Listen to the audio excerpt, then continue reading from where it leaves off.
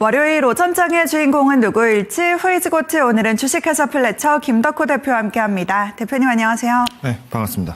네, 요즘 시장에서 전력기기 3사 종목들 연일 강세를 보이고 있습니다. 그 온기를 또 그대로 가져가면서 대표님의 수익률 1위 종목인 LS까지도 88%의 수익률을 기록했고요. 오늘도 짜릿한 신고가를 경신했습니다. 이어서 월덱스까지도 오늘도 신고가 기록하면서 점점 더 수익을 키워내가고 있습니다. 그렇다면 오늘은 또 어떤 종목을 준비해 주셨을지 첫 번째 특징주부터 확인해 보시죠. 네, 먼저 한미 반도체입니다. 최근에 좀 잠잠하던 주가가 오늘 다시 한번 상승의 시작을 알리는 건지 오늘도 오랜만에 급등세가 나와주고 있습니다. 앞으로의 연속성도 좀 기대해 볼 수 있을까요? 그렇죠. 지금 이제 반도체 대표주들을 중심으로 해서 상승세가 굉장히 잘 나왔습니다. 물론 이제 3월 4일 이후에 이제 시장이 좀 충격을 받다 보니까 여기 이제 많은 종목들이 이제 주가가 좀 밀리긴 했습니다만은 한미 반도체 같은 경우에도 뭐 당연히 전쟁 여파를 피해가기는 어렵다라고 좀 말씀드릴 것 같습니다. 그렇지만 한미 반도체를 비롯해서 뭐 우리가 이제 뭐 하나비전 등 이제 많은 반도체 장비 기업들이 다시 랠리를 보이는 이유는 무엇이냐? 일단 첫 번째 근거는요. 삼성전자와 SK하이닉스의 잠정 실적이 굉장히 잘 나왔다는 겁니다. 물론 우리가 잠정 실적이라고 표현을 하긴 합니다만은 사실상 어떤 부분에서 수익이 굉장히 잘 났는가를 본다라면은 우리가 범용 반도체, 디램 반도체에서도 그동안 이제 악성재고로 잡혀있던 물량들이 많이 해소가 됐고 그렇기 때문에 이제 추후 장비 가동률이 좀 더 올라갈 것으로 예상이 된다라는 기대감이 나오기 때문에 지금 장비들도 잘 가는 겁니다.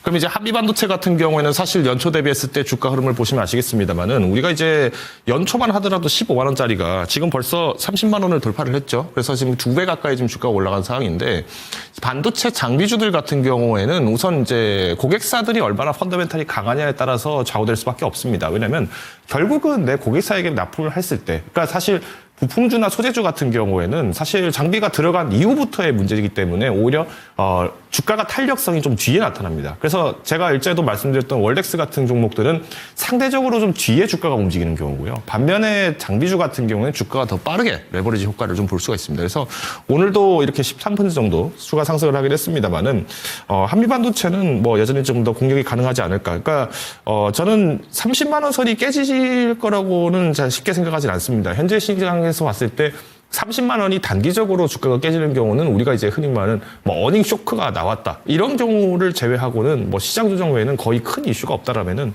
오히려 한미 반도체도 뭐 36만 원 돌파까지도 좀 더 고대를 해볼 수 있지 않을까라고 생각하고 있는데요. 그 근거는 이제 두 가지입니다. 첫 번째는 이제 신용 현황이 굉장히 많이 떨어졌어요. 그러니까 신용 잔고가 많이 낮아졌다라고 한다는 거는 우리가 여러 가지 의미를 좀 해석을 할 수 있는데 우선 개인 투자자들 같은 경우에도 장비주보다는 지금은 대장주였던 SK하이닉스나 삼성전자에 대한 쏠림 현상이 굉장히 급증을 하면서 소부장보다는 일단 먼저 주도주를 먼저 잡겠다라는 입장이 커졌어요. 근데 최근에 삼성전자, SK하이닉스의 탄력도가 떨어지기 시작하고 또 미국에 있는 많은 금융가들이 특히 글로벌 IB들이 이 기판이라든지 아니면 뭐 PCB 그리고 MLCC 등 이런 소재 쪽, 부품 쪽 그리고 이것을 위해서 필요한 장비주에 대한 목표가들을 계속 연일 갱신을 하고 있습니다. 그런 의미에서 본다라고 하면은 한미 반도체 같은 경우에는 이제 36만 원 선 돌파까지는 그렇게 연주기는 어렵지는 않을 것으로 판단을 하고 있기 때문에 현재 보유하신 분들 같은 경우에는 뭐 성급하게 매도하실 필요는 전혀 없다라고 좀 판단을 하고 있고요. 다만 이제 우리가 외인 수급이 지난 120일 기준으로 봤을 때는 이제 조금 주가가 좀 조정이 나오고 있습니다. 물론 우리가 3월 4일 날 이때 이제 들어왔던 수급들도 좀 많이 빠졌다는 점을 좀 고려해 보신다면은 지금 매수를 하시기에는 조금 부적절할 수는 있다. 그렇지만 오히려 33만 원이 아니라 한 30만 원 선까지만 내려와 준다 하더라도 저는 매력적인 타점 포인트가 될 거라고 있고요.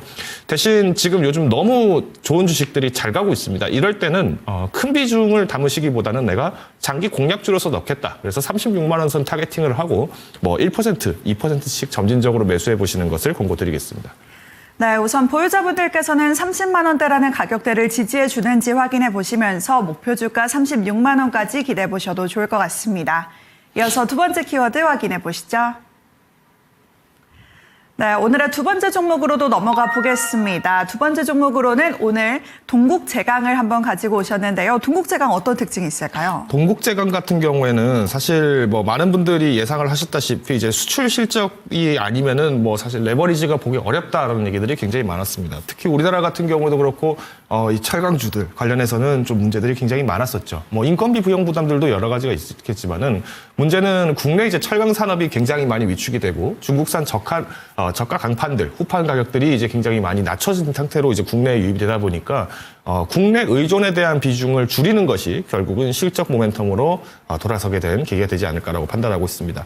일단 전년 대비했을 때 영업이익이 무려 400% 증가를 했습니다. 그러니까 굉장히 좀 폭력적으로 증가했다라는 입장에서 본다라면은 뭐 기대도 굉장히 높겠지만은 이것이 의미하는 바가 두 가지가 있습니다. 그동안 이제 수출 비중이 전년 대비해서 한 4%포인트 더 올라가 한 15%까지 지금 올라간 것으로 알고 있는데요. 그러면, 지금 현재 환율이 굉장히 높습니다. 그래서 수입 물가에 대한 부담들도 여전히 있는 상태지만은 우리가 차후, 환율 상태가 여전히 지금 고환율 사태가 유지가 될 것으로 보여지고 있기 때문에 앞으로의 수출 전략에 대한, 이 IR 전략들을 잘 들어보시면서 접근하시는 게 필요하다 말씀드리겠고요. 동국제강 경우에는 지금 이제 에코아크 그러니까 이제 전기로를 이용해서 이제 지금 제품들을 만들고 있습니다. 근데 문제가 이번에 이제 K스틸법 그러니까 6월 중순에 지금 이제 통과가 될 예정인데 이 K스틸법에 따라서 전기로 협상이 됐을 경우 동국제강 등 우리 전기로를 사용하고 있는 이 철강 업계들의 마진율이 좀 더 개선될 것으로 보여지고 있습니다. 아직까지는 산업 지원에 대한 어떤 전기료의 절감 효과는 아직 없는 상태이기 때문에 저는 오히려 6월까지는 조금 홀딩을 하시는 게 좋을 수 있다. 다만 단기 차익 매물이 나올 경우에는 우리가 12,000원 선이 깨지는지 여부가 관건이기 때문에 지금 가지고 계신 분들은 한번 홀딩 전략 취하시되 현재 주가 대비해서 10% 추가 하락이 없다라면은 보유 의견 제시를 드리도록 하겠습니다. 네, 우선 보유자분들께서는 6월 달까지는 조금 더 끌고 가는 전략으로 기억해 보시면 좋을 것 같고요. 다만 그 과정에서 12,000원이라는 가격대를 이탈하지 않는지는 한번 체크해 보셔야겠습니다. 이어서 세 번째 특징주 확인해 보시죠. 네, 이번에는 효성중공업입니다. 우리 대표님의 수익률 1위 종목이 LS이기도 한데 이 나란히 오늘 효성중공업까지도 신고가를 기록하고 있습니다. 오늘 목표 주가 500만 원까지 나왔더라고요. 이거 가능한 일일까요? 일단 뭐 몇백만 이런 단어를 제가 좀 좋아하진 않습니다. 보통 제가 뭐 백만전자 뭐 이런 얘기 나오고 할 때 뭐 별로 좀 달가워하지 않는 이유가 그 트라우마가 좀 있어서 그런데 뭐 에코프로도 400만 프로 간다고 했다가 뭐 40만 원, 4만 원까지 떨어지는 그런 악재들이 좀 있었다는 점 고려해 보신다면은 리포트에만 의존을 해서 우리가 접근하는 것은 좀 지양할 필요가 있다고 보고 있고요. 다만 자극적인 타이틀에 대비했을 때 저력은 충분히 있습니다. 지금도 미국의 수많은 전력 설비들, 특히나 이제 노후화된 설비들을 다 갈아엎는 데까지 시간이 오래 걸려요.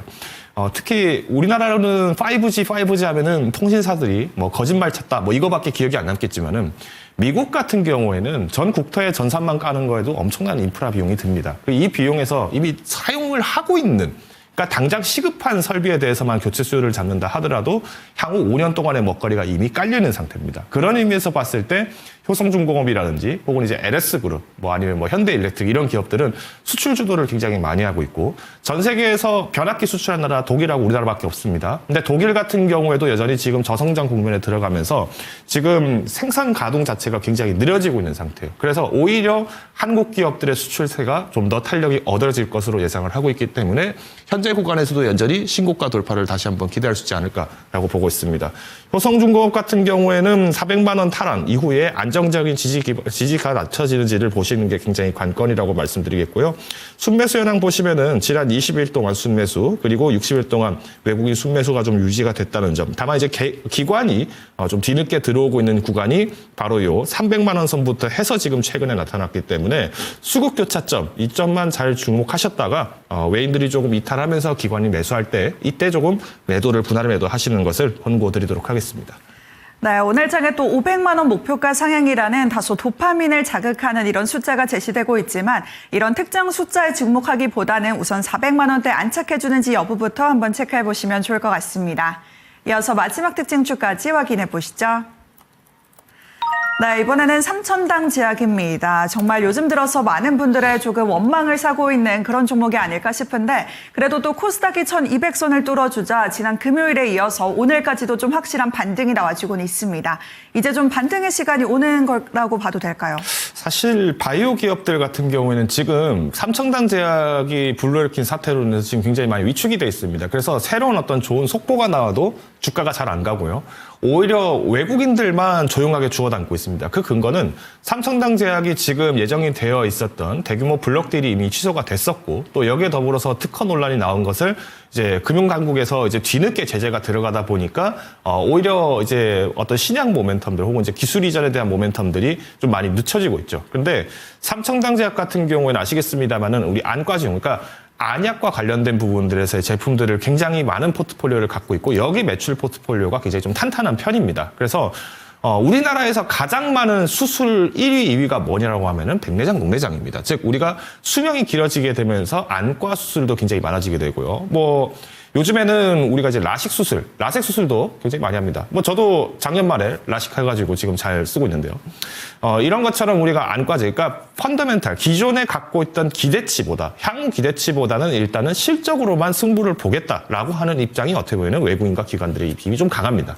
그래서 오히려 개인 투자분들 같은 경우에는 외국인 유입이 조금 3거래일 이상 유입이 됐을 때 주가 탄력이 올라온다면은 이때는 비중을 조금 줄이시는 게 유리할 수도 있어요. 오히려 이전 전고점이었던 120만 원 탈환을 한 번에 하시기에는 지금 현재 당국이 조사하고 있는 내용들이 굉장히 좀 나비 효과를 불러올 가능성이 굉장히 크다라고 판단을 하고 있기 때문에 저는 연중 목표가 60만 원까지의 저력 돌파를 할 수 있는 저력은 있을 수 있겠으나 이 돌파력이 과연 얼마나 오랫동안 유지되느냐는 이제 앞으로 나타나는 어떤 금융당국의 판단이 결국은 이 삼성단 제약의 주가 향방을 결정하기 때문에 저는 가능하시면 비중을 최대한 빨리 좁히셔서 종목 교체하시는 것을 권고를 드리겠습니다.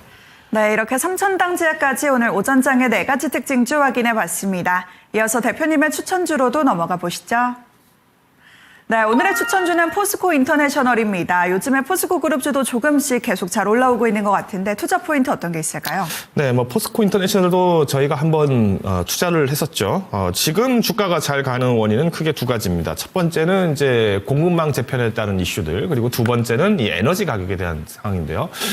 지금 최근에 이제 인도에서 이 진달 사우스웨스트 스틸과 함께 포스코 그룹이 이제 제철소를 짓게 되면서 같이 주목을 받게 되는데, 오히려 고부가 가치 제품들을 현지에서 조달을 하게 되면 이 조달받은 제품들을 가공, 그리고 다시 현지에 있는 우리나라 기업들에게 조달을 할 수 있기 때문에 안정적인 매출과 실적 성장이 충분히 가능할 것으로 보여지고 있습니다.